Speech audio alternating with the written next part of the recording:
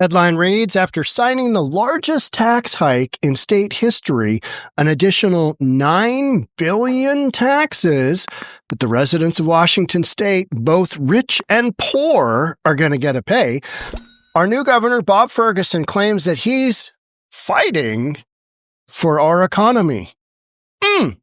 Interesting. What does that look like exactly?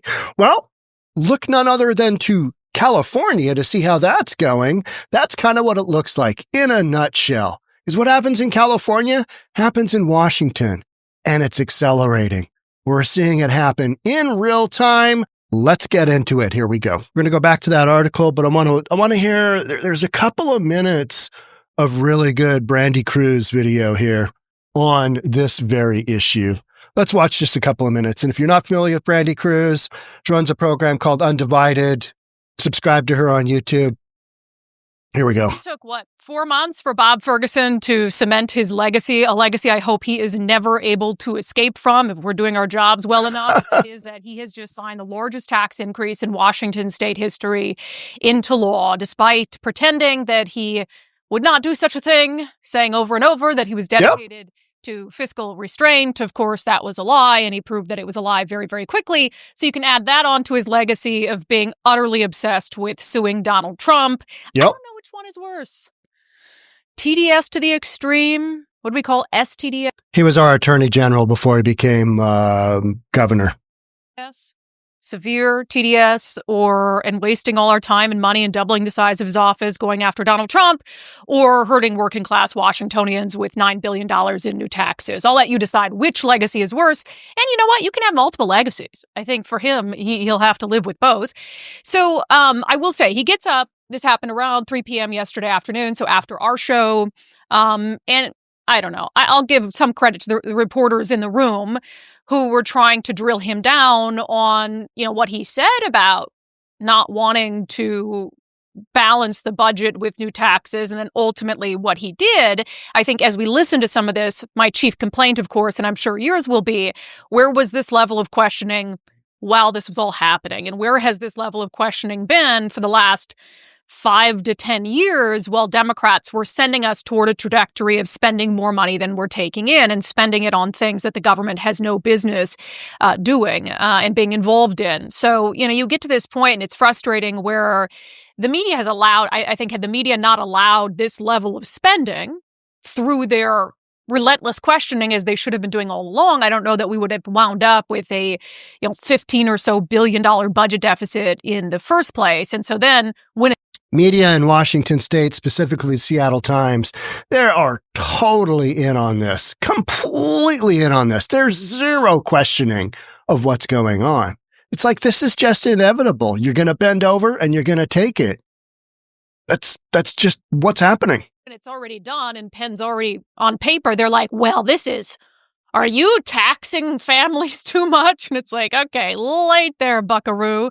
All right, so here's Bob Ferguson's message to families who are now going to be paying, up to $4,000 or $5,000 additional every year just in these new taxes. What's your message to working Washingtonians who are really worried about what the tax increases are going to mean to them and their families? Yeah, my message would be that we hear those concerns and understand those concerns. We just don't care about them. And that's why we took the time to go through the budget line by line. Number two, what I would say is, look, inheriting a $16 billion budget shortfall was, not my fault.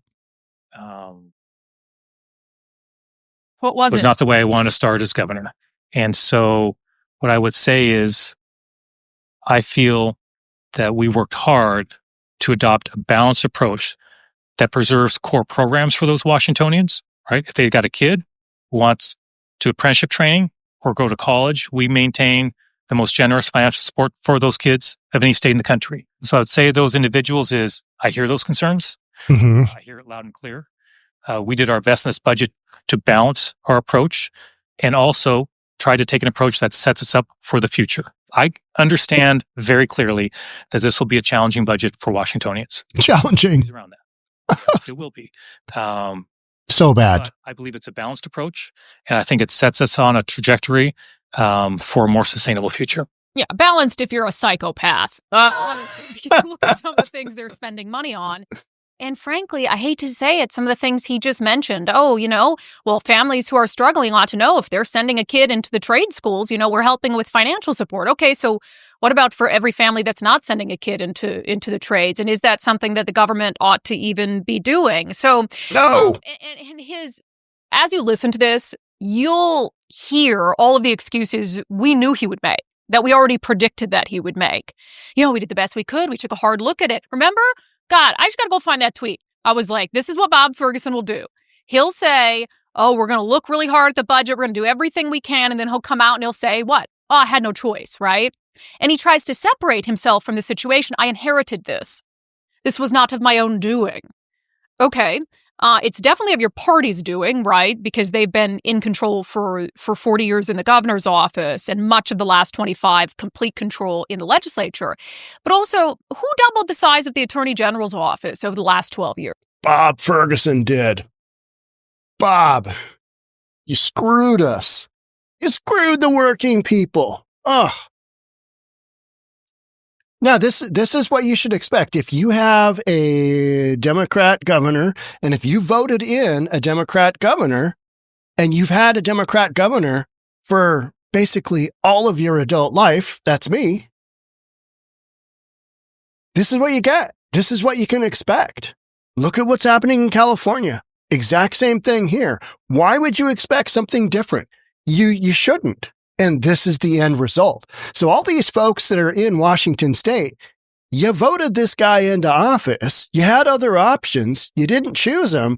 And now everybody's, it's so much money. Governor Bob Ferguson signed the biggest tax hike in Washington state history, but now he wants you to believe he's some kind of economic savior for fighting Donald Trump's tariffs. This is by Jason Rantz, 770 KTTH. But now he wants you to believe he's some kind of economic savior for fighting Donald Trump's tariffs.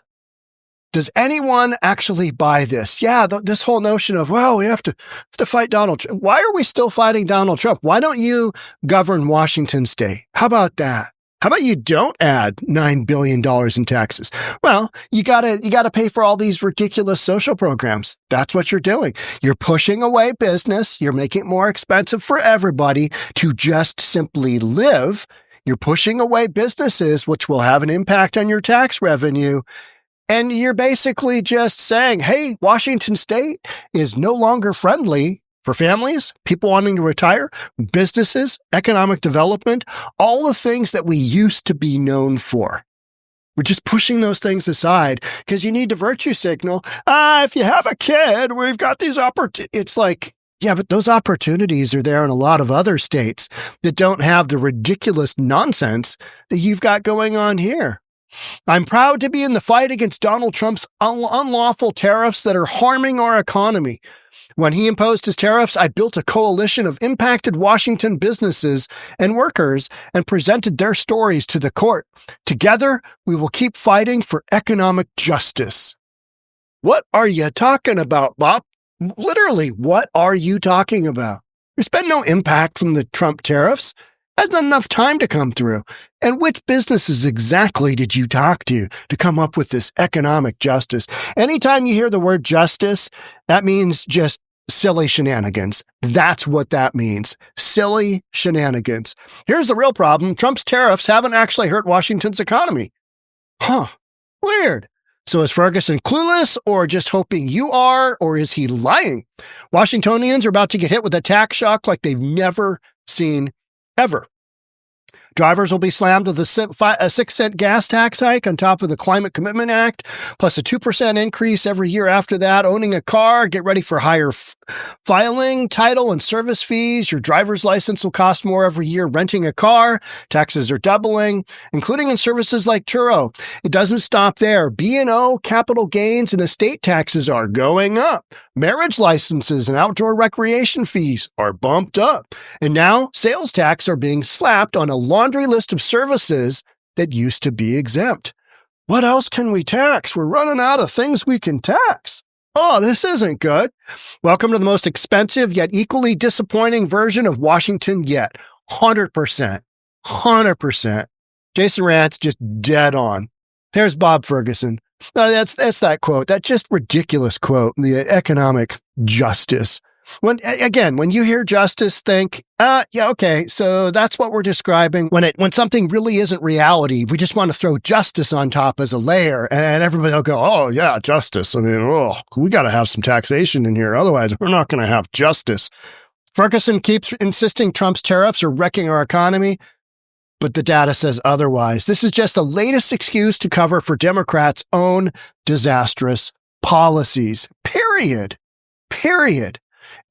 Jason goes on to say the impacts of the tariffs just haven't even been implemented yet.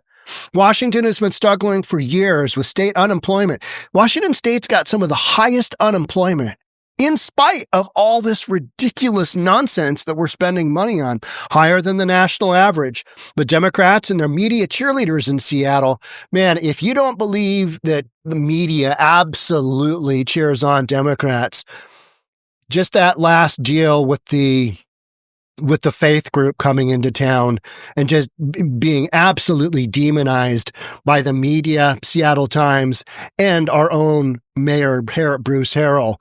I mean, check out that story. That just kind of tells you everything you need to know right there. It just does. The media cheerleaders in Seattle have ignored the numbers. Now, suddenly, they want to blame Trump's tariffs, and Ferguson is playing economic justice warrior. It's absolute silliness. Let's look at Como News. Washington state budget adds $9 billion in taxes, raising affordability, my favorite word again, concerns. I have great concerns that I'm not going to be able to make my mortgage payment, and the lender is going to foreclose on my home. I have concern that my children will be living in the streets because I can't pay all my bills. I have concerns, right? Just, it's crazy. With $9 billion in new taxes now part of the new state budget, people in Washington will be paying more for many essentials, what we just got through.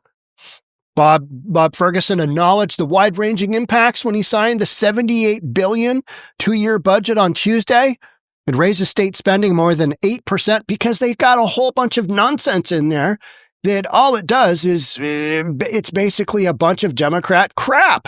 It's just, it's fluff. It's stuff we don't need. It's stuff that Doge would go through and just cut. Just boop, boop, boop, or $6 billion over the current two-year budget.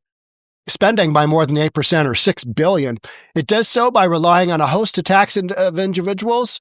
These new taxes and fees will crush families already battling an affordability crisis and hit employers still trying to recover because you shut the economy down.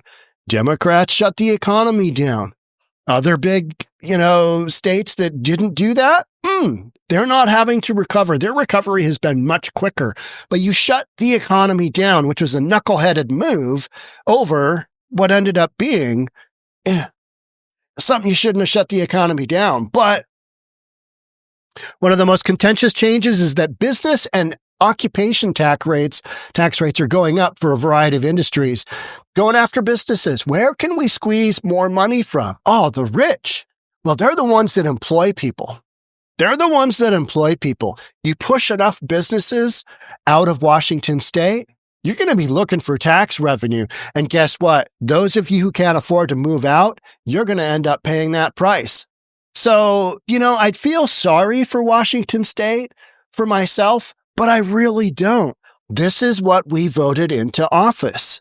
So you get what you pay for. You get what you pay for. And being a Republican in Washington state is an absolute losing cause. It just is, if you're in my position. So what I can do is I can point out all the ridiculousness, but it doesn't do enough to actually change people's minds. Because look at how that last election went. Washington state went even more blue. How'd that work out for you, losers? I didn't vote for Kamala Harris. I didn't vote for Tampon Tim. What a couple of losers. I mean, absolute losers. Additionally, there will be increases placed on the state's new capital gains tax for wealthy investors. Push the rich away. Who just left? Who's the most famous person that just left Washington state? Jeff Bezos. $63 million home on Hunts Point, Western waterfront. He said, bye-bye, because Washington state, you are no longer you're no longer pro-business. You're no longer friendly. We don't have a state income tax, but man, you're taxing everything else to the hilt. And for all these folks, I run into folks, I have people that work for me that every day are like, I can't afford this. Well, how'd you vote? Well, yeah. I mean, yeah, think about that. How did you vote? What were the Republicans proposing? They were proposing no new taxes, a balanced budget, but they didn't have all the spending on crap. So what do you want? You want a bunch of crap. And that's what you get. So, I don't feel bad because this is just like, well, this is kind of expected. I expected this. When Bob Ferguson said he was going to go through line by line, I kind of figured, yeah, he's just going to rubber stamp everything. He's going to robo-sign this bad boy into law, right? And then he's going to sit there and with a straight face tell you, you know what? I really took some time to think this through, and I think this is balanced. Well, to Democrats, this is balanced. But look at how that is working out in the state of California as just an example. Because Washington State is literally California light. Seattle is San Francisco light. Smaller version. And how is that working out for not only the state, but the city of San Francisco? How's that working out from a financial position? Where else are we going to squeeze some more money out of? What are we going to do? Don't have money for this. Don't have money for that. Got some pretty major issues going on. Issues that Gavin Newsom, because he's going to run for president, not running for governor. He's got, 3 terms already? He's trying to clean some of these issues up because on the optics end of things, they are horrific. And I think Bob Ferguson will want to run for president as well. It's kind of like Jay Inslee, who just, basically, I don't want to say ran our state into the ground, but he certainly didn't help. Even Bob Ferguson said, we inherited a $16 billion deficit. Yeah, why is that? Why is that? Why did you inherit a $16 billion deficit? Who was governor at that point in time? What political party was he with? Oh, yeah. Okay. And he tried to run for president. How'd that go, too? Rest of the country went, nope, pass. And that's what'll happen if podcaster Newsom tries to run for president. No, pass.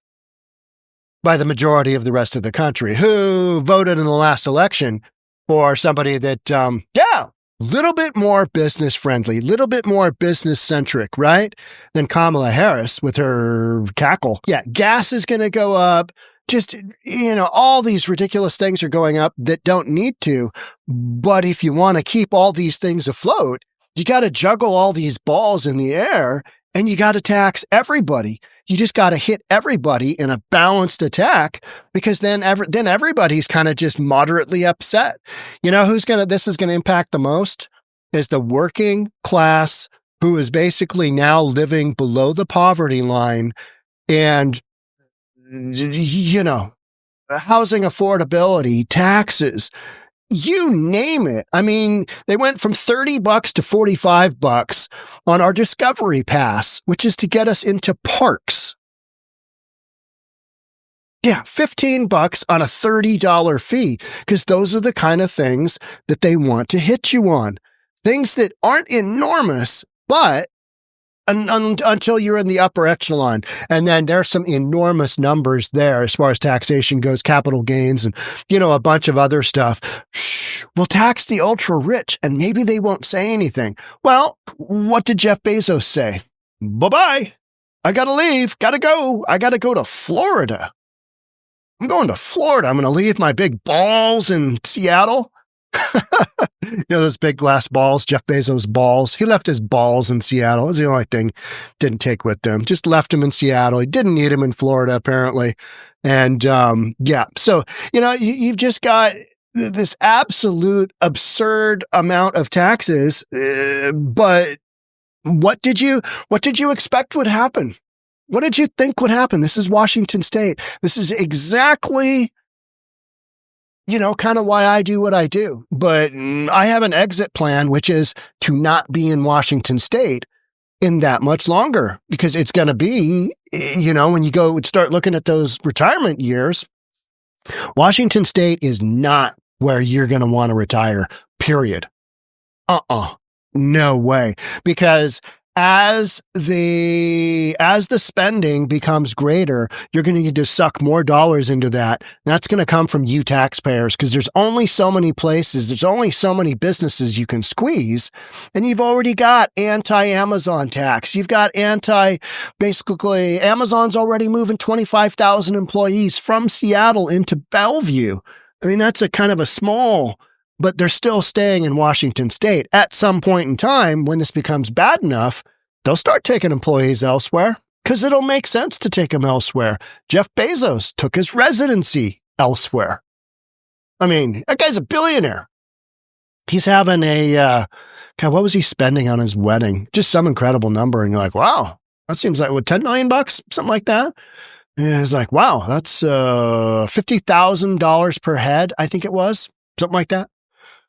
Nuts. It's a different world, right? It's a different world. But when billionaires leave your system, and he's not the only one, because they see the writing on the wall, and the writing on the wall is for all of the Democrats' policies that they need to pay for, all the welfare nonsense and crap and just absurd policy. This is how you pay for it, on the backs of the residents, both rich and poor. And unfortunately, there's going to be a massive disproportionality to who gets to pick up the tab on this stuff. And it's everyday people that need to put gas in their car, that want to go to the park, that want to get married. Hike up the fees on that. Hey, let's make it even less attractive to get married. Right? Just a bunch of stuff. It's wild stuff. But it's also, to me, it's not unexpected. This is what you get when you live in a state that's gone down these roads. All right. That's it for me on this one. Thanks so much for being here. I'll catch up with you in the next one. Bye for now.